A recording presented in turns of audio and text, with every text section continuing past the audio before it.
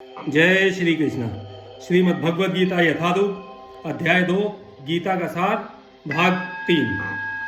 कर्मण्येवाधिकारस्ते मा फलेषु कदाचन मा कर्म फल हेतु भूर्मा ते संगो अस्त्व कर्मणि। तुम्हें अपना कर्म करने का अधिकार है, किंतु कर्म के फलों के तुम अधिकारी नहीं हो।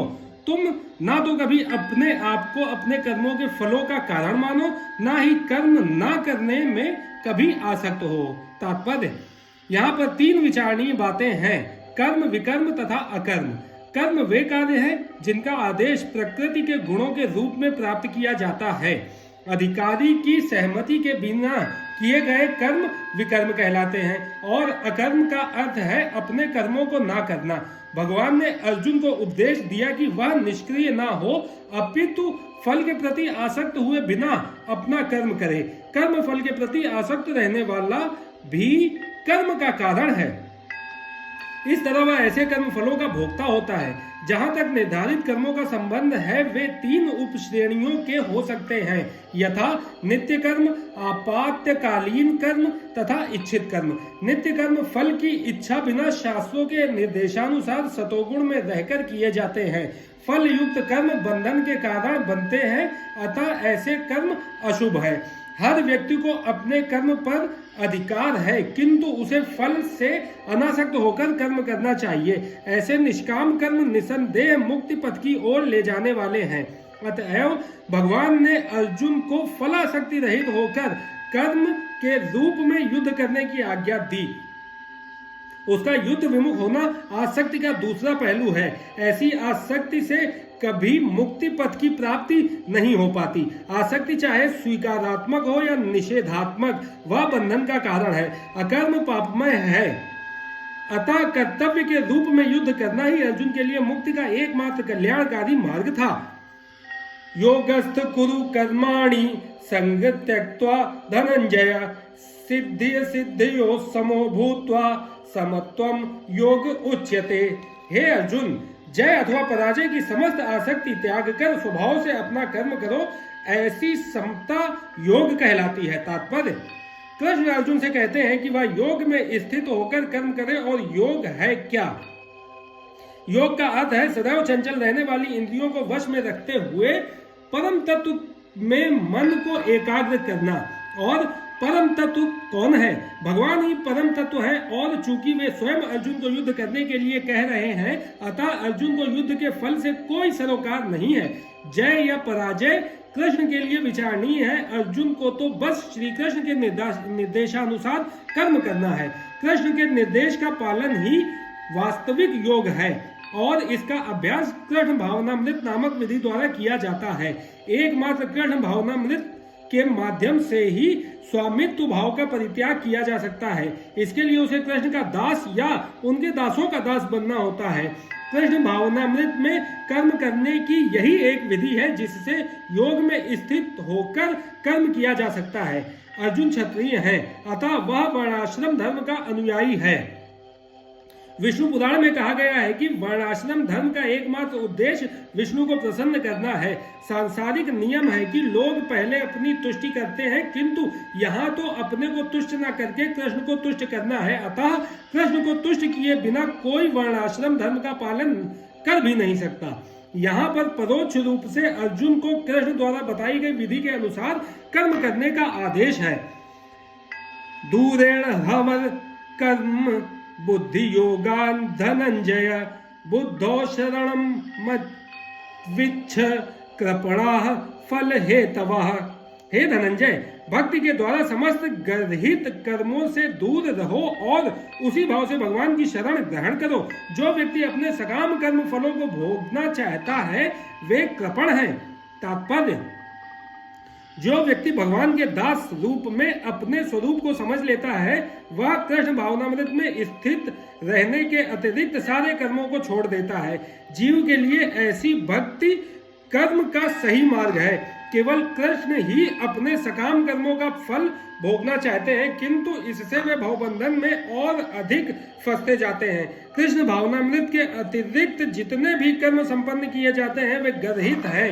क्योंकि इससे कर्ता जन्म मृत्यु के चक्र में लगातार फंसा रहता है। अतः कभी इसकी आकांक्षा नहीं करनी चाहिए कि मैं कर्म का कारण बनूं। कृष्ण भावनामृत में हर कार्य कृष्ण की तुष्टि के लिए किया जाना चाहिए। कृपणों को यह ज्ञात नहीं है कि दैववश या कठोर श्रम से अर्जित संपत्ति का किस तरह सदुपयोग करें। मनुष्य को अपनी सारी शक्ति कृष्ण भावनामृत अर्जित करने में लगानी चाहिए, इससे उसका जीवन सफल हो सकेगा। कृपणों की भांति अभागे व्यक्ति अपनी मानवीय शक्ति को भगवान की सेवा में नहीं लगाते। बुद्धि युक्तो जहाति उभे सुकृत दुष्कृते तस्माद्योगाय युज्यस्व योगः कर्मसु कौशलम। भक्ति में संलग्न मनुष्य इस जीवन में ही अच्छे तथा बुरे कार्यों से अपने को मुक्त कर लेता है। अतः योग के लिए प्रयत्न करो, क्योंकि सारा कार्य कौशल यही है। तात्पर्य, जीवात्मा अनादिकाल से अपने अच्छे तथा बुरे कर्म के फलों को संचित करता रहा है। फलता व निरंतर अपने स्वरूप से अनभिज्ञ बना रहा है। इस अज्ञान को भगवत गीता के उपदेश से दूर किया जा सकता है। यह हमें पूर्ण रूप से भगवान श्री कृष्ण की शरण में जाने तथा जन्म जन्मांतर कर्म फल की श्रृंखला का शिकार बनने से मुक्त होने का उपदेश देती है। अतः अर्जुन को कृष्ण भावनामृत में कार्य करने के लिए कहा गया है, क्योंकि कर्म फल के शुद्ध होने की यही प्रक्रिया है।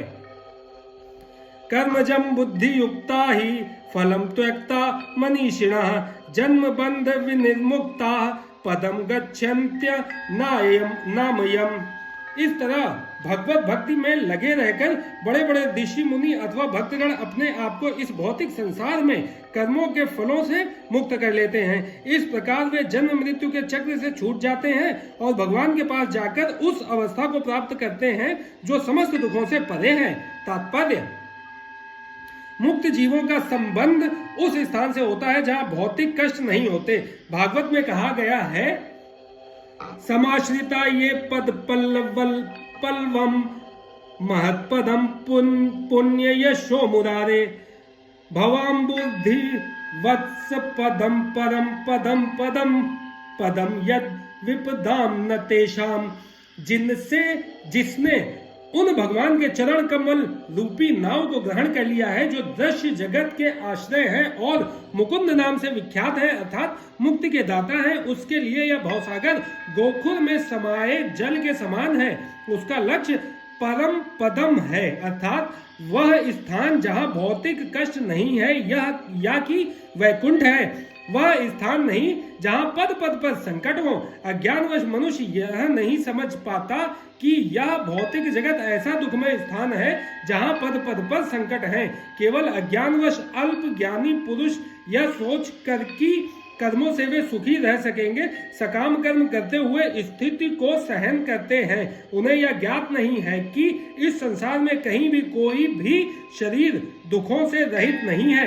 संसार में सर्वत्र जीवन के दुख, जन्म मृत्यु जरा तथा व्याधि विद्यमान है, किंतु जो अपने वास्तविक स्वरूप को समझ लेता है और इस प्रकार भगवान की स्थिति को समझ लेता है, वही भगवान की प्रेमा भक्ति में लगता है। फल स्वरूप वह वैकुंठ लोक जाने का अधिकारी बन जाता है, जहाँ न तो भौतिक कष्ट में जीवन है, ना ही काल का प्रभाव तथा मृत्यु है। अपने स्वरूप को जानने का अर्थ है भगवान की अलौकिक स्थिति को भी जान लेना। जो भ्रमवश यह सोचता है कि जीव की स्थिति तथा भगवान की स्थिति एक समान है, उसे समझो कि वह अंधकार में है और स्वयं भगवत भक्ति करने में असमर्थ है।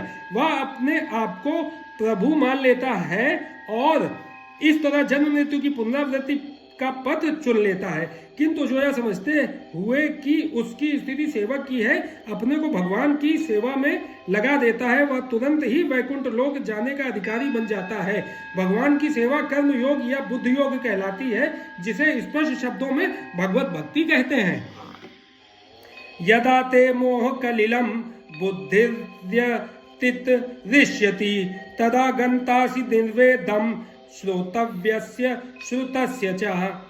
जब तुम्हारी बुद्धि मोह रूपी सघन वन को पार कर जाएगी, तो तुम सुने हुए तथा सुनने योग्य सबके प्रति अन्यमनस्क हो जाओगे। तात्पर्य, भगवत भक्तों के जीवन में ऐसे अनेक उदाहरण प्राप्त हैं जिन्हें भगवत भक्ति के कारण वैदिक कर्मकांड से विरक्ति हो गई। जब मनुष्य श्री कृष्ण को तथा उनके साथ अपने संबंध को वास्तविक रूप में समझ लेता है तो वह सकाम कर्मों के अनुष्ठानों के प्रति पूर्णतया अन्यमनस्क हो जाता है, भले ही वह अनुभवी ब्राह्मण क्यों ना हो।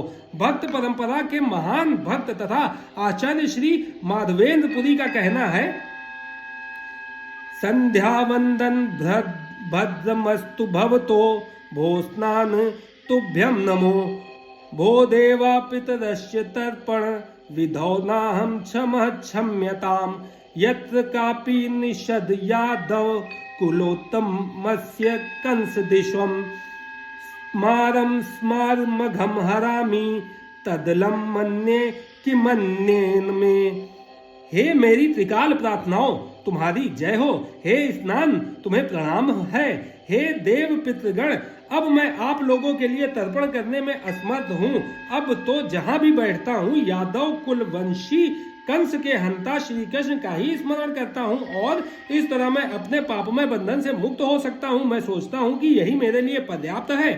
वैदिक रस्में तथा अनुष्ठान यथा त्रिकाल संध्या, प्रातः कालीन स्नान, पितृ तर्पण आदि नवदीक्षितों के लिए अनिवार्य है, किंतु जब कोई पूर्णतया कृष्ण भावना भावित हो और कृष्ण की दिव्य प्रेमा भक्ति में लगा हो तो वह इन विधि विधानों के प्रति उदासीन हो जाता है, क्योंकि उसे पहले ही सिद्धि प्राप्त हो चुकी है।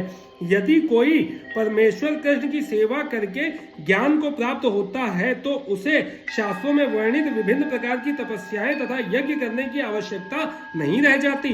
इसी प्रकार जो यह नहीं समझता कि वेदों का उद्देश्य कृष्ण तक पहुंचना है और अपने आप को अनुष्ठानादि में व्यस्त रखता है, वह केवल अपना समय नष्ट करता है।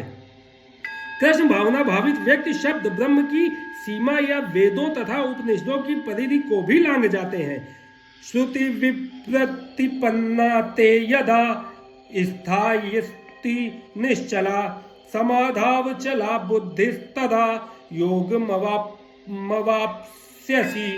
जब तुम्हारा मन वेदों की अलंकारमयी भाषा से विचलित ना हो और वह आत्म साक्षात्कार की समाधि में स्थित हो जाए तब तुम्हें दिव्य चेतना प्राप्त हो जाएगी। तात्पर्य, कोई समाधि में है, इस कथन का अर्थ यह होता है कि वह पूर्णतः कृष्ण भावना भावित है, अर्थात उसने पूर्ण समाधि में ब्रह्म परमात्मा तथा भगवान को प्राप्त कर लिया है।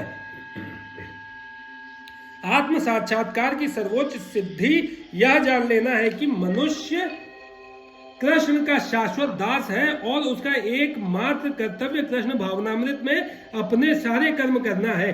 कृष्ण भावना भावित व्यक्ति या भगवान के एक निष्ठ भक्त को ना तो वेदों की अलंकारमयी वाणी से विचलित होना चाहिए, ना ही स्वर्ग जाने के उद्देश्य से सकाम कर्मों में प्रवृत्त होना चाहिए।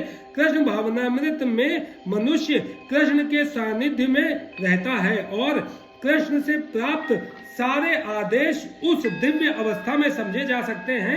ऐसे कार्यों के परिणाम स्वरूप निश्चयात्मक ज्ञान की प्राप्ति निश्चित है। उसे कृष्ण या उनके प्रतिनिधि गुरु की आज्ञाओं का पालन मात्र करना होगा। अर्जुन उवाच, स्थित प्रज्ञस्य का भाषा समाधिस्थस्य केशवः स्थितधि की प्रभात क्षेत्र किमासीत व्रजेत किम।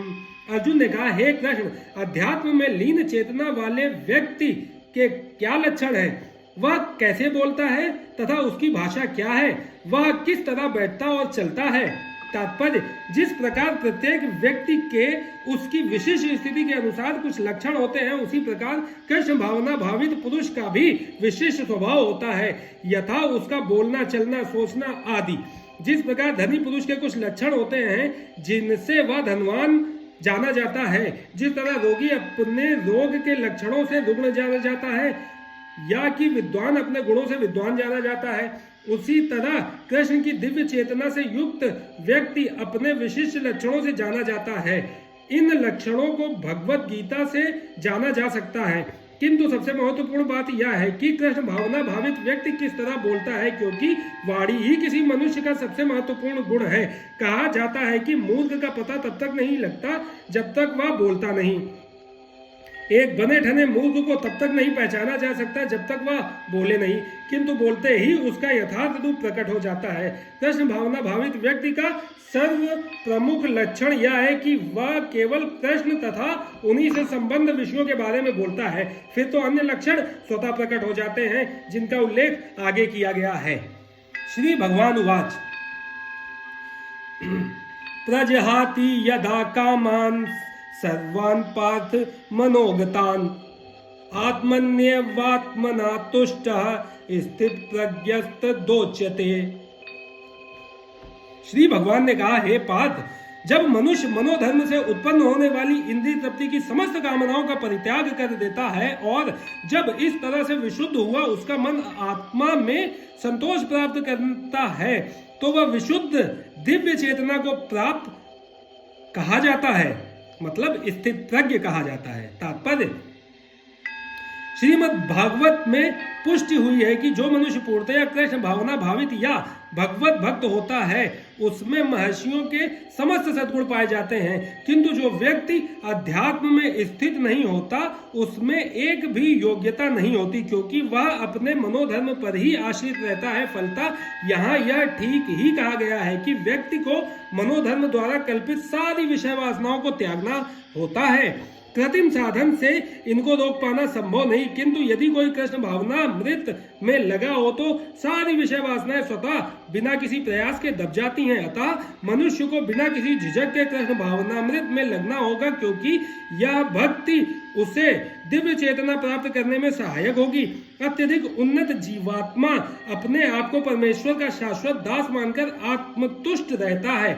ऐसे आध्यात्मिक पुरुष के पास भौतिकता से उत्पन्न एक भी विषय वासना फटक नहीं पाती। वह अपने को निरंतर भगवान का सेवक मानते हुए सहज रूप में सदैव प्रसन्न रहता है।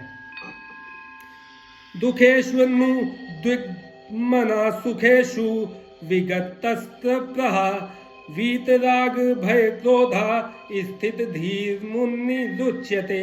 जो त्रय तापों के होने पर भी मन में विचलित नहीं होता अथवा सुख में प्रसन्न नहीं होता और जो आसक्ति भय तथा क्रोध से मुक्त है वह स्थिर मन वाला मुनि कहलाता है। तात्पर्य, मुनि शब्द का अर्थ है वह जो शुष्क चिंतन के लिए मन को अनेक प्रकार से उद्वेलित करे किंतु किसी तथ्य पर ना पहुंच सके। कहा जाता है कि प्रत्येक मुनि का अपना अपना दृष्टिकोण होता है और जब तक एक मुनि अन्य मुनियों से भिन्न ना हो तब तक उसे वास्तविक मुनि नहीं कहा जा सकता। ना चासा वृष्यस्य मतम न भिन्नम, किंतु जिस स्थित धी मुनि का भगवान ने यहाँ उल्लेख किया है वह सामान्य मुनि से भिन्न है। स्थित धी मुनि सदैव कृष्ण भावना भावित रहता है क्योंकि वह सारा सृजनात्मक चिंतन पूरा कर चुका होता है। वह प्रशांत निशेष मनोरथांतर कहलाता है, या जिसने शुष्क चिंतन की अवस्था पार कर ली है और इस निष्कर्ष पर पहुंचा है कि वह भगवान श्री कृष्ण या वासुदेव ही सब कुछ हैं।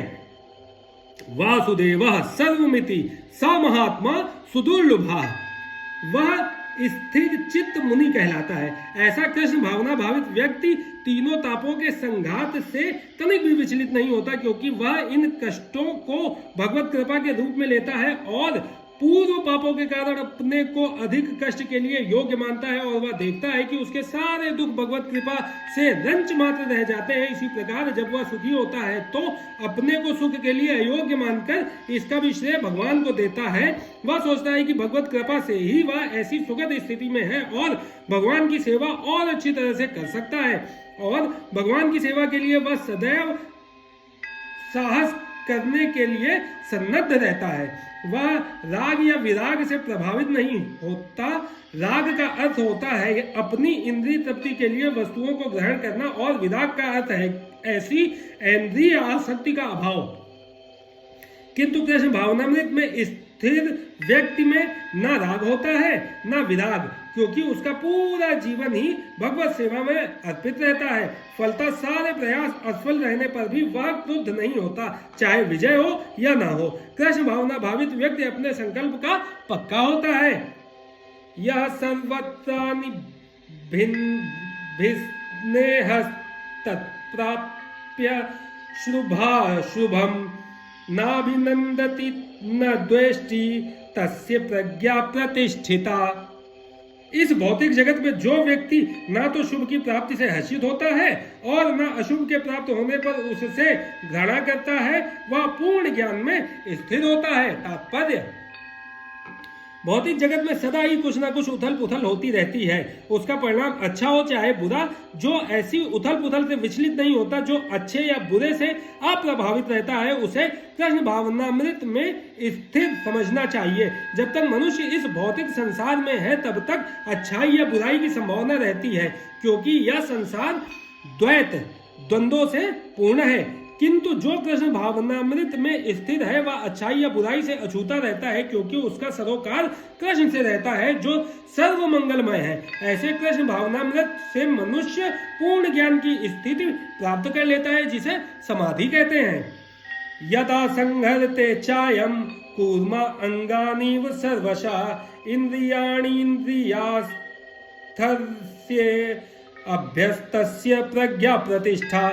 जिस प्रकार कछुआ अपने अंगों को संकुचित करके खोल के भीतर कर लेता है, उसी तरह जो मनुष्य अपनी इंद्रियों को इंद्रिय विषयों से खींच लेता है वह पूर्ण चेतना में दृढ़ता पूर्वक स्थिर होता है। तात्पर्य, किसी योगी भक्त या आत्मसिद्ध व्यक्ति की कसौटी यह है कि वह अपनी योजना के अनुसार इंद्रियों को वश में कर सके, किंतु अधिकांश व्यक्ति अपनी इंद्रियों के दास बने रहते हैं और इंद्रियों के ही कहने पर चलते हैं। यह है उत्तर इस प्रश्न का कि योगी किस प्रकार स्थित होता है।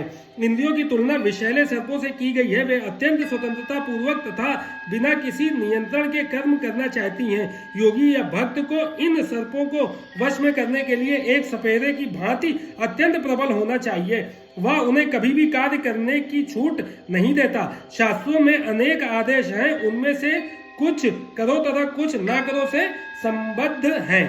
जब तक कोई इन करो या ना करो का पालन नहीं कर पाता और इंद्रिय भोग पर संयम नहीं बरतता है, तब तक उसका कृष्ण भावनामृत में स्थिर हो पाना असंभव है। यहाँ पर सर्वश्रेष्ठ उदाहरण कछुए का है। वह किसी भी समय अपने अंग समेट सकता है और पुनः विशिष्ट उद्देश्यों से उन्हें प्रकट कर सकता है। इसी प्रकार कृष्ण भावना भावित व्यक्तियों की इंद्रियां भी केवल भगवान की विशिष्ट सेवाओं के लिए काम आती हैं, अन्यथा उनका संकोच कर लिया जाता है। अर्जुन को उपदेश दिया जा रहा है कि वह अपनी इंद्रियों को आत्मतुष्टि में ना करके भगवान की सेवा में लगाए। अपनी इंद्रियों को सदैव भगवान की सेवा में लगाए रखना कूर्म द्वारा प्रस्तुत दृष्टांत के अनुरूप है, जो अपनी इंद्रियों को समेटे रखता है। विषया विनिवर्तन्ते निराहारस्य देहिनः रसवर्जम रसो अप्यस्य परम द्रष्टा निवर्तते। देहधारी जीव इंद्रिय भोग से भले ही निवृत्त हो जाए, पर उसमें इंद्रिय भोगों की इच्छा बनी रहती है। लेकिन उत्तम रस के अनुभव होने से ऐसे कार्यों को बंद करने पर वह भक्ति में स्थिर हो जाता है। तात्पर्य, जब तक कोई अध्यात्म को प्राप्त ना हो तब तक इंद्रिय भोग से विरत होना असंभव है। विधि विधानों द्वारा इंद्रिय भोग को संयमित करने की विधि वैसी ही है जैसे किसी रोगी के किसी भोज्य पदार्थ पर प्रतिबंध लगाना, किंतु इससे रोगी की ना तो भोजन के प्रति रुचि समाप्त होती है और न वह ऐसा प्रतिबंध लगाया जाना चाहिए। इसी प्रकार अल्पज्ञानी व्यक्तियों के लिए इंद्रिय संयमन के लिए अष्टांग योग जैसी विधि की संस्तुति की जाती है, जिसमें यम, नियम, आसन, प्राणायाम, प्रत्याहार, धारणा, ध्यान आदि सम्मिलित है। किंतु जिसने कृष्ण भावनामृत के पथ पर प्रगति के क्रम में परमेश्वर कृष्ण के सौंदर्य का रसास्वादन कर लिया है, उसे जड़ भौतिक वस्तुओं में कोई रुचि नहीं रह जाती। अतः आध्यात्मिक जीवन में ये सारे प्रतिबंध अल्पज्ञानी नवदीक्षितों के लिए हैं। ऐसे प्रतिबंध तभी तक ठीक हैं जब तक कृष्ण भावनामृत में रुचि जागृत नहीं हो जाती, और जब वास्तव में रुचि जग जाती है तो मनुष्य में स्वतः ऐसी वस्तुओं के प्रति अरुचि उत्पन्न हो जाती है। यततो हापि कौन्तेय पुरुषस्य विपश्चितः इंद्रियाणि प्रमाथीनि हरन्ति प्रसभं मनः हे अर्जुन, इंद्रियां इतनी प्रबल तथा वेगवान है कि वे उस विवेकी पुरुष के मन को भी बलपूर्वक हर लेती हैं जो उन्हें वश में करने का प्रयत्न करता है। तात्पर्य, अनेक विद्वान, ऋषि, दार्शनिक तथा अध्यात्मवादी इंद्रियों को वश में करने का प्रयत्न करते हैं, किंतु उनमें से बड़ा भी कभी कभी विचलित मन के कारण इंद्रिय भोग का लक्ष्य बन जाता है। यहाँ तक कि विश्वामित्र जैसे महर्षि तथा पूर्ण योगी को भी मेनका के साथ विषय भोग में प्रवृत्त होना पड़ा। यद्यपि वे इंद्रिय निग्रह के लिए कठिन तपस्या तथा योग कर रहे थे। विश्व इतिहास में इसी तरह के अनेक दृष्टांत हैं। अतः पूर्णतया कृष्ण भावना भावित हुए बिना मन तथा इंद्रियों को वश में कर सकना अत्यंत कठिन है। मन को कृष्ण में लगाए बिना मनुष्य ऐसे भौतिक कार्यों को बंद नहीं कर सकता। परम साधु तथा भक्त यमुनाचार्य ने एक व्यावहारिक उदाहरण प्रस्तुत किया है। वे कहते हैं, यद्वधि मम चेतः कृष्ण पदारविंदे नव नव रस धामन्युद्धतम रंतुमासीत तद्वधि बत नारी संग में स्मर्यमाने भवति मुख विकार सुष्ठु निष्ठि वनम च। जब से मेरा मन भगवान कृष्ण के चरणार बिंदों की सेवा में लग गया है और जब से मैं नित्य नव दिव्य रस का अनुभव करता रहा हूँ, तब से स्त्री प्रसंग का विचार आते ही मेरा मन उधर से फिर जाता है और मैं ऐसे विचार पर थू थू करता हूँ। कृष्ण भावनामृत इतनी दिव्य सुंदर वस्तु है कि इसके प्रभाव से भौतिक भोग स्वतः नीरस हो जाता है। यह वैसा ही है जैसा कोई भूखा मनुष्य प्रचुर मात्रा में पुष्टिदायक भोजन करके अपनी भूख मिटा ले। महाराज अम्बरीश भी परम योगी दुर्वासा मुनि पर इसीलिए विजय पा सके क्योंकि उनका मन निरंतर कृष्ण भावनामृत में लगा रहता था। स वै मनः कृष्ण पदारविंदयो वंचासी वैकुंठ गुणानुवर्णने तानि सर्वाणि सम्यक संयम्य युक्त आसीत् मत्परः वशे ही यस्येन्द्रियाणि तस्य प्रज्ञा प्रतिष्ठिता। जो इंद्रियों को पूर्णतः वश में रखते हुए इंद्रिय संयमन करता है और अपनी चेतना को मुझ में स्थित कर देता है, वह मनुष्य स्थिर बुद्धि कहलाता है। तात्पर्य, इस श्लोक में बताया गया है कि योग सिद्धि की चरम अनुभूति कृष्ण भावनामृत ही है। जब तक कोई कृष्ण भावना भावित नहीं होता तब तक इंद्रियों को वश में करना संभव नहीं है। जैसा कि पहले कहा जा चुका है, दुर्वासा मुनि का झगड़ा महाराज अम्बरीश से हुआ क्योंकि वे गर्ववश महाराज अम्बरीश पर क्रुद्ध हो गए, जिससे अपनी इंद्रियों को रोक नहीं पाए। दूसरी ओर यद्यपि राजा मुनि के समान योगी न था, किंतु वह कृष्ण का भक्त था और उसने मुनि के सारे अन्याय सह लिए, जिससे वह विजय हुआ। राजा अपनी इंद्रियों को वश में कर सका क्योंकि उसमें निम्नलिखित गुण थे, जिनका उल्लेख श्रीमद् भागवत में हुआ है। स वै मनः कृष्ण पदारविंदयो वचांसी वैकुंठ गुणानुवर्णने करो हरे मृंदी माजुनादिषु श्रुतिम चकाराच्युत सत्कथोदये मुकुंद लिंगालय दर्शने दृशो तद्भृत्य गात्र स्पर्श अंग संगमम घ्राणम च तत्पाद सरोज सौरभे श्रीमतुल्लस्य रसनाम तदर्पिते पादो हरे क्षेत्र पदानुसर्पणे शिरो ऋषिकेश पदाभिवंदने कामं च दास्येन तु काम काम्यया यथोत्तम श्लोक जनाश्रयारति।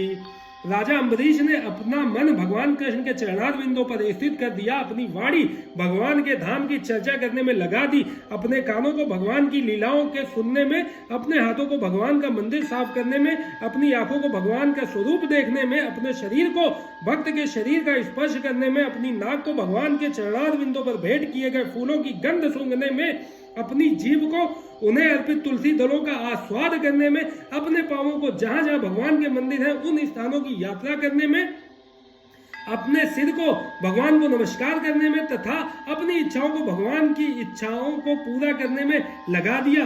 और इन गुणों के कारण वे भगवान के मतपर भक्त बनने के योग्य हो गए। इस प्रसंग में मतपर शब्द अत्यंत सार्थक है। कोई मतपर किस तरह हो सकता है, इसका वर्णन महाराज अम्बरीश के जीवन में बताया गया है। मतपर परंपरा के महान विद्वान तथा आचार्य श्रील बलदेव विद्याभूषण का कहना है, मत भक्ति प्रभावेन सर्वेन्द्री विजय पूर्विका स्वात्म दृष्टि सुलभेति भावः। इंद्रियों को केवल कृष्ण की भक्ति के बल से वश में किया जा सकता है। कभी कभी अग्नि का भी उदाहरण दिया जाता है। जिस प्रकार जलती हुई अग्नि कमरे के भीतर की सारी वस्तुएं जला देती है, उसी प्रकार योगी के हृदय में स्थित भगवान विष्णु सारे मलों को जला देते हैं। योग सूत्र भी विष्णु का ध्यान आवश्यक बताता है, शून्य का नहीं। तथा कथित योगी जो विष्णु पद को छोड़कर अन्य किसी वस्तु का ध्यान धरते हैं, वे केवल मृग मरीचिकाओं की खोज में वृथा ही अपना समय गंवाते हैं। हमें कृष्ण भावना भावित होना चाहिए, भगवान के प्रति अनुरक्त होना चाहिए। असली योग का यही उद्देश्य है। ध्यायतो विषयान् पुंसः संगस्ते शूप जायते संगात सज्जायते कामात् क्रोधो अभिजायते। इंद्रिय विषयों का चिंतन करते हुए मनुष्य की उनमें आसक्ति उत्पन्न हो जाती है और ऐसी आसक्ति से काम उत्पन्न होता है और फिर काम से क्रोध प्रकट होता है। तात्पर्य, जो मनुष्य कृष्ण भावना भावित नहीं है, उसमें इंद्रिय विषयों के चिंतन से भौतिक इच्छाएं उत्पन्न होती हैं। इंद्रियों को किसी न किसी कार्य में लगे रहना चाहिए और यदि वे भगवान की दिव्य प्रेमा भक्ति में नहीं लगी रहेंगी तो वे निश्चय ही भौतिकतावाद में लगना चाहेंगी। इस भौतिक जगत में हर एक प्राणी इंद्रिय विषयों के अधीन है, यहाँ तक कि ब्रह्मा तथा शिव जी भी। तो स्वर्ग के अन्य देवताओं के विषय में क्या कहा जा सकता है? इस संसार के जंजाल से निकलने का एकमात्र उपाय है कृष्ण भावना भावित होना। शिव ध्यान मग्न थे, किंतु जब पार्वती ने विषय भोग के लिए उन्हें उत्तेजित किया तो वे सहमत हो गए, जिसके फलस्वरूप कार्तिकेय का जन्म हुआ। इसी प्रकार तरुण भगवत भक्त हरिदास ठाकुर को माया देवी के अवतार ने मोहित करने का प्रयास किया, किंतु विशुद्ध कृष्ण भक्ति के कारण वे इस कसौटी पर खरे उतरे। जैसा कि यामुनाचार्य के उपयुक्त श्लोक में बताया जा चुका है, भगवान का एक निष्ठ भक्त भगवान की संगति के आध्यात्मिक सुख का आस्वादन करने के कारण समस्त भौतिक इंद्रिय सुख को त्याग देता है। अतः जो कृष्ण भावना भावित नहीं है, वह कृत्रिम दमन के द्वारा अपनी इंद्रियों को वश में करने में कितना ही शक्तिशाली क्यों ना हो, अंत में अवश्य असफल होंगे, क्योंकि विषय सुख का रंच मात्र विचार भी उसे इंद्रिय तृप्ति के लिए उत्तेजित कर देगा। क्रोधाद्वति सम्मोहा स्मृति विभ्रमः स्मृति भ्रशांत बुद्धिनाशात् प्रणश्यति। क्रोध से पूर्ण मोह उत्पन्न होता है और मोह से स्मरण शक्ति का विभ्रम हो जाता है। जब स्मरण शक्ति भ्रमित हो जाती है तो बुद्धि नष्ट हो जाती है और बुद्धि नष्ट होने पर मनुष्य भवकूप में पुनः गिर जाता है। तात्पर्य, श्रील रूप गोस्वामी ने हमें यह आदेश दिया है, प्रापंचिकतया बुद्धया हरि संबंधी वस्तुना मुमुक्षुभि परित्यागो वैराग्यम फल्गु कथ्यते। कृष्ण भावनामृत के विकास से मनुष्य जान सकता है कि प्रत्येक वस्तु का उपयोग भगवान की सेवा के लिए किया जा सकता है। जो कृष्ण भावनामृत के ज्ञान से रहित हैं, वे कृत्रिम ढंग से भौतिक विषयों से बचने का प्रयास करते हैं। फलतः वे भवबंधन से मोक्ष की कामना करते हुए भी वैराग्य की चरम अवस्था को प्राप्त नहीं कर पाते। उनका तथाकथित वैराग्य फल्गु अर्थात गौण कहलाता है। इसके विपरीत कृष्ण भावना भावित व्यक्ति जानता है कि प्रत्येक वस्तु का उपयोग भगवान की सेवा में किस प्रकार किया जाए, फलतः वह भौतिक चेतना का शिकार नहीं होता। उदाहरणार्थ, निर्विशेषवादी के अनुसार भगवान निराकार होने के कारण भोजन नहीं कर सकते, अतः वह अच्छे खाद्यों से बचता रहता है। किंतु भक्त जानता है कि कृष्ण परम भोक्ता है और भक्ति पूर्वक उन पर जो भी भेंट चढ़ाई जाती है उसे वे खाते हैं। अतः भगवान को अच्छा भोजन चढ़ाने के बाद भक्त प्रसाद ग्रहण करता है। इस प्रकार हर वस्तु प्राणवान हो जाती है और अधः पतन का कोई संकट नहीं रहता। भक्त कृष्ण भावनामृत में रहकर प्रसाद ग्रहण करता है, जबकि अभक्त इसे पदार्थ रूप में तिरस्कार कर देता है। अतः निर्विशेषवादी अपने कृत्रिम त्याग के कारण जीवन को भोग नहीं पाता, और यही कारण है कि मन के थोड़े से विचलन से वह भावकूप में पुनः गिरता है। कहा जाता है कि मुक्ति के स्तर तक पहुंच जाने पर भी ऐसा जीव नीचे गिर जाता है, क्योंकि उसे भक्ति का कोई आश्रय नहीं मिलता। राग द्वेष मुक्ति तैक्स्तु विषयानिन्द्रियश्चरन् आत्मवश्यविधेयात्मा प्रसादमधिगच्छति। किंतु समस्त राग तथा द्वेष से मुक्त एवं अपनी इंद्रियों को संयम द्वारा वश में करने में समर्थ व्यक्ति भगवान की पूर्ण कृपा प्राप्त कर सकता है। तात्पर्य यह पहले ही बताया जा चुका है कि कृत्रिम विधि से इंद्रियों पर बाह्य रूप से नियंत्रण किया जा सकता है, किंतु जब तक इंद्रियां भगवान की दिव्य सेवा में नहीं लगाई जाती तब तक नीचे गिरने की संभावना बनी रहती है। यद्यपि पूर्णतया कृष्ण भावना भावित व्यक्ति ऊपर से विषयी स्तर पर क्यों ना दिखे, किंतु कृष्ण भावना भावित होने से वह विषय कर्मों में आसक्त नहीं होता। उसका एकमात्र उद्देश्य तो कृष्ण को प्रसन्न करना रहता है, अन्य कुछ नहीं। अतः वह समस्त आसक्ति तथा विरक्ति से मुक्त होता है। कृष्ण की इच्छा होने पर भक्त सामान्यतया अवांछित कार्य भी कर सकता है, किंतु यदि कृष्ण की इच्छा नहीं है तो वह उस कार्य को भी नहीं करेगा जिसे वह सामान्य रूप से अपने लिए करता हो। अतः कर्म करना या ना करना उसके वश में रहता है, क्योंकि वह केवल कृष्ण के निर्देश के अनुसार ही कार्य करता है। यही चेतना भगवान की अहेतुकी कृपा है, जिसकी प्राप्ति भक्त को इंद्रियों में आसक्त होते हुए भी हो सकती है। प्रसादे सर्व दुखानां हानिरस्योपजायते प्रसन्न चेतसो हाश्रु बुद्धि पर्यवतिष्ठते। इस प्रकार से कृष्ण भावनामृत में तुष्ट व्यक्ति के लिए संसार के तीनों ताप नष्ट हो जाते हैं, और ऐसी तुष्ट चेतना होने पर उसकी बुद्धि शीघ्र ही स्थिर हो जाती है।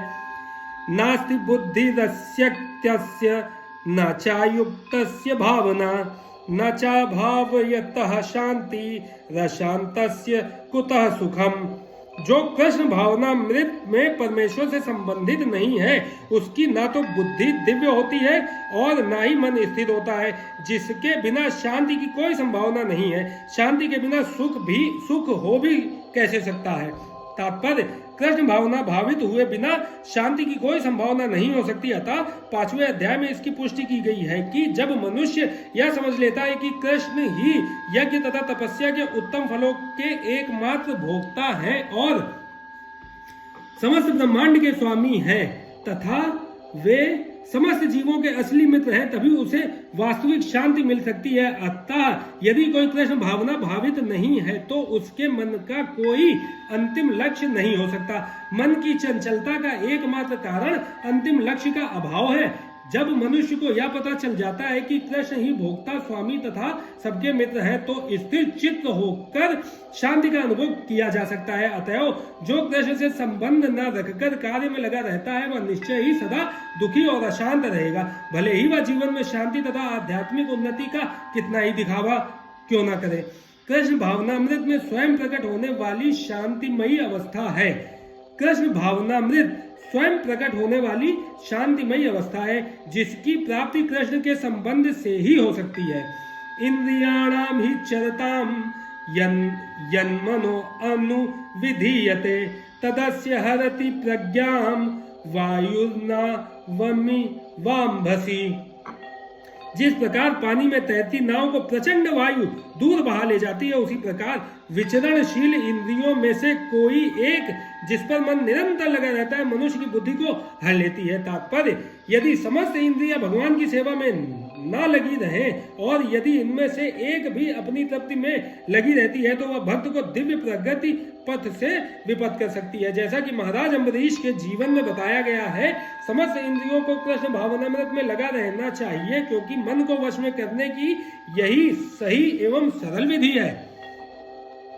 तस्मादस्य महाबाहो निग्रही तानि सर्वशः इंद्रियाणीन्द्रियार्थभ्य यस्तस्य प्रज्ञा प्रतिष्ठिता। अतः हे महाबाहु, जिस पुरुष की इंद्रियां अपने अपने विषयों से सब प्रकार से विरत होकर उसके वश में है, उसी की बुद्धि निसंदेह स्थिर है। तात्पर्य, कृष्ण भावनामृत के द्वारा या सारी इंद्रियों को भगवान की दिव्य प्रेमा भक्ति में लगाकर इंद्रिय तप्त की बलवती शक्तियों को दमित किया जा सकता है। जिस प्रकार शक्तियों का दमन श्रेष्ठ सेना द्वारा किया जाता है, उसी प्रकार इंद्रियों का दमन किसी मानवीय प्रयास के द्वारा नहीं अपितु उन्हें भगवान की सेवा में लगाए रखकर किया जा सकता है। जो व्यक्ति यह हृदयंगम कर लेता है कि कृष्ण भावनामृत के द्वारा बुद्धि स्थिर होती है और इस कला का अभ्यास प्रामाणिक गुरु के पथ प्रदर्शन में करता है, वह साधक अथवा मोक्ष का अधिकारी कहलाता है। या निशा सर्वभूतानां तस्यां जागृति संयमी, यस्यां जागृति भूतानि सा निशा पश्यतो मुने। जो सब जीवों के लिए रात्रि है वह आत्म संयमी के जागने का समय है, और जो समस्त जीवों के जागने का समय है वह आत्म निरीक्षक मुनि के लिए रात्रि है। तात्पर्य, बुद्धिमान मनुष्यों की दो श्रेणियां हैं। एक श्रेणी के मनुष्य इंद्रिय तृप्ति के लिए भौतिक कार्य करने में निपुण होते हैं, और दूसरी श्रेणी के मनुष्य आत्म निरीक्षक हैं जो आत्म साक्षात्कार के अनुशीलन के लिए जागते हैं। विचारवान पुरुषों या आत्म निरीक्षक मुनि के कार्य भौतिकता में लीन पुरुषों के लिए रात्रि के समान है। भौतिकतावादी व्यक्ति ऐसी रात्रि में अनभिज्ञता के कारण आत्म साक्षात्कार के प्रति सोए रहते हैं। आत्म निरीक्षक मुनि भौतिकतावादी पुरुषों की रात्रि में जागे रहते हैं। मुनि को आध्यात्मिक अनुशीलन की क्रमिक उन्नति में दिव्य आनंद का अनुभव होता है, किंतु भौतिकतावादी कार्यों में लगा व्यक्ति आत्म साक्षात्कार के प्रति सोया रहकर अनेक प्रकार के इंद्रिय सुखों का स्वप्न देखता है और उसी सुप्तावस्था में कभी सुख तो कभी दुख का अनुभव करता है। आत्मनिरीक्षक मनुष्य भौतिक सुख तथा दुख के प्रति अन्य मनस्क रहता है। वह भौतिक घातों से अविचलित रहकर आत्म साक्षात्कार के कार्यों में लगा रहता है। आपूर्यमाणं चल प्रतिष्ठं समुद्रमापः प्रविशन्ति यद्वत तदत्वकामायं प्रविशन्ति सर्वे स शान्तिमाप्नोति न कामी। जो पुरुष समुद्र में निरंतर प्रवेश करती रहने वाली नदियों के समान इच्छाओं के निरंतर प्रवाह से विचलित नहीं होता और जो सदैव स्थिर रहता है, वही शांति प्राप्त कर सकता है, वह नहीं जो ऐसी इच्छाओं को तुष्ट करने की चेष्टा करता हो। तात्पर्य, यद्यपि विशाल सागर में सदैव जल रहता है, किंतु वर्षा ऋतु में विशेषतया या अधिकाधिक जल से भरता जाता है, तो भी सागर उतने पर ही स्थित रहता है। ना तो वह क्षुब्ध होता है, ना तट की सीमा का उल्लंघन करता है। यही स्थिति कृष्ण भावना भावित व्यक्ति की है। जब तक मनुष्य शरीर है तब तक इंद्रिय तृप्ति के लिए शरीर की मांगें बनी रहेंगी, किंतु भक्त अपनी पूर्णता के कारण ऐसी इच्छाओं से विचलित नहीं होता। कृष्ण भावना भावित व्यक्ति को किसी वस्तु की आवश्यकता नहीं होती, क्योंकि भगवान उसकी सारी आवश्यकताएं पूरी करते रहते हैं। अतः वह सागर के तुल्य होता है, अपने में सदैव पूर्ण। सागर में गिरने वाली नदियों के समान इच्छाएं उसके पास आ सकती हैं, किंतु वह अपने कार्य में स्थिर रहता है और इंद्रिय तृप्ति की इच्छा से रंच भर भी विचलित नहीं होता। कृष्ण भावना भावित व्यक्ति का यही प्रमाण है। इच्छाओं के होते हुए भी वह कभी इंद्रिय तृप्ति के लिए उन्मुख नहीं होता, चूंकि वह भगवान की दिव्य प्रेमा भक्ति में तुष्ट रहता है। अतः वह समुद्र की भांति स्थिर रहकर पूर्ण शांति का आनंद उठा सकता है, किंतु दूसरे लोग जो मुक्ति की सीमा तक इच्छाओं की पूर्ति करना चाहते हैं, फिर भौतिक सफलताओं का क्या कहना, उन्हें कभी शांति नहीं मिल पाती। कर्मी मुमुक्षा तथा वे योगी सिद्धि के कामी हैं, ये सभी अपूर्ण इच्छाओं के कारण दुखी रहते हैं, किंतु कृष्ण भावना भावित पुरुष भगवत सेवा में सुखी रहता है और उसकी कोई इच्छा नहीं होती। वस्तुतः वह तो तथा कथित भवबंधन से मोक्ष की भी कामना नहीं करता। कृष्ण के भक्तों की कोई भौतिक इच्छा नहीं रहती, इसलिए वे पूर्ण शांत रहते हैं। विहाय कामान्य सर्वान् पुमाश्चरित निस्पृहा निर्ममो निरहंकार सह शांति अधिगच्छति। जिस व्यक्ति ने इंद्रिय तृप्ति की समस्त इच्छाओं का परित्याग कर दिया है, जो इच्छाओं से रहित रहता है और जिसने सारी ममता त्याग दी है तथा अहंकार से रहित है, वही वास्तविक शांति को प्राप्त कर सकता है। तात्पर्य निष्प्रह होने का अर्थ है इंद्रिय तृप्ति के लिए कुछ भी इच्छा न करना। दूसरे शब्दों में कृष्ण भावना भावित होने की इच्छा वास्तव में इच्छा शून्यता या निष्प्रहता है। इस शरीर को मिथ्या ही आत्मा माने बिना तथा संसार की किसी वस्तु में कल्पित स्वामित्व रखे बिना श्री कृष्ण के नित्य दास के रूप में अपनी यथार्थ स्थिति को जान लेना कृष्ण भावनामृत की सिद्ध अवस्था है। जो इस सिद्ध अवस्था में स्थित है वह जानता है कि श्री कृष्ण ही प्रत्येक वस्तु के स्वामी हैं, अतः प्रत्येक वस्तु का उपयोग उनकी तुष्टि के लिए किया जाना चाहिए। अर्जुन आत्म तुष्टि के लिए युद्ध नहीं करना चाहता था, किंतु जब वह पूर्ण रूप से कृष्ण भावना भावित हो गया तो उसने युद्ध किया, क्योंकि कृष्ण चाहते थे कि वह युद्ध करे। उससे अपने लिए युद्ध करने की कोई इच्छा न थी, किंतु वही अर्जुन कृष्ण के लिए अपनी शक्ति भर लड़ा। वास्तविक इच्छा शून्यता कृष्ण तुष्टि के लिए इच्छा है। यह इच्छाओं को नष्ट करने का कोई कृत्रिम प्रयास नहीं है। जीव कभी भी इच्छा शून्य या इंद्रिय शून्य नहीं हो सकता, किंतु उसे अपनी इच्छाओं की गुणवत्ता बदलनी होती है। भौतिक दृष्टि से इच्छा शून्य व्यक्ति जानता है कि प्रत्येक वस्तु कृष्ण की है। ईश्वरास्यमिदं सर्वम, अतः वह किसी वस्तु पर अपना स्वामित्व घोषित नहीं करता। यह दिव्य ज्ञान आत्म साक्षात्कार पर आधारित है, अर्थात इस ज्ञान पर कि प्रत्येक जीव कृष्ण का अंश स्वरूप है और जीव की शाश्वत स्थिति कभी ना तो कृष्ण के तुल्य होती है ना उनसे बढ़कर। इस प्रकार कृष्ण भावनामृत का यह ज्ञान ही वास्तविक शांति का मूल सिद्धांत है। एषा ब्राह्मी स्थिति पार्थ नयनम प्राप्य विमुहति स्थित्वास्य यामंत काले अपि ब्रह्म निर्वाण मृच्छति। यह आध्यात्मिक तथा ईश्वरीय जीवन का पथ है जिसे प्राप्त करके मनुष्य मोहित नहीं होता। यदि कोई जीवन के अंतिम समय में भी इस तरह स्थित हो तो वह भगवत धाम में प्रवेश कर सकता है। तात्पर्य मनुष्य कृष्ण भावनामृत या दिव्य जीवन को एक क्षण में प्राप्त कर सकता है और हो सकता है कि उसे लाखों जन्मों के बाद भी प्राप्त ना हो। यह तो सत्य को समझने और स्वीकार करने की बात है। खट्वांग महाराज ने अपनी मृत्यु के कुछ मिनट पूर्व कृष्ण के शरणागत होकर ऐसी जीवन अवस्था प्राप्त कर ली। निर्वाण का अर्थ है भौतिकवादी जीवन शैली का अंत। बौद्ध दर्शन के अनुसार इस भौतिक जीवन के पूरा होने पर केवल शून्य शेष रहता है, किंतु भगवत गीता की शिक्षा इससे भिन्न है। वास्तविक जीवन का शुभारंभ इस भौतिक जीवन के पूरा होने पर होता है। स्थूल भौतिकवादी के लिए यह जानना पर्याप्त होगा कि इस भौतिक जीवन का अंत निश्चित है, किंतु आध्यात्मिक दृष्टि से उन्नत व्यक्तियों के लिए इस जीवन के बाद अन्य जीवन प्रारंभ होता है। इस जीवन का अंत होने के पूर्व यदि कोई कृष्ण भावना भावित हो जाए तो उसे तुरंत ब्रह्म निर्वाण अवस्था प्राप्त हो जाती है। भगवत धाम तथा भगवत भक्ति के बीच कोई अंतर नहीं है। चूंकि दोनों चरम पद हैं, अतः भगवान की दिव्य प्रेमा भक्ति में व्यस्त रहने का अर्थ है भगवत धाम को प्राप्त करना।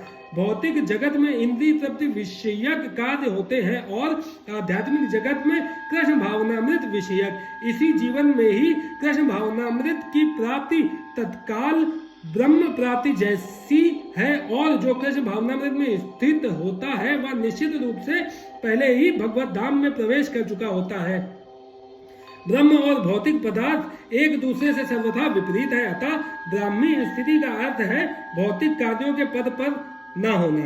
भगवत गीता में भगवत भक्ति को मुक्त अवस्था माना गया है। सगुणान समतीत्येतान ब्रह्म भूयाय कल्पते। अतः ब्राह्मी स्थिति भौतिक बंधन से मुक्ति है। श्रील भक्ति विनोद ठाकुर ने भगवत गीता के इस द्वितीय अध्याय को संपूर्ण ग्रंथ के प्रतिपाद्य विषय के रूप में संक्षिप्त किया है। भगवत गीता के प्रतिपाद्य है कर्म योग, ज्ञान योग तथा भक्ति योग। इस द्वितीय अध्याय में कर्म योग तथा ज्ञान योग की स्पष्ट व्याख्या हुई है एवं भक्ति योग की भी झांकियां देखने को मिली हैं। इस प्रकार श्रीमद् भगवत गीता के द्वितीय अध्याय गीता का सार का भक्ति वेदांत तात्पर्य पूर्ण हुआ। जय श्री कृष्ण।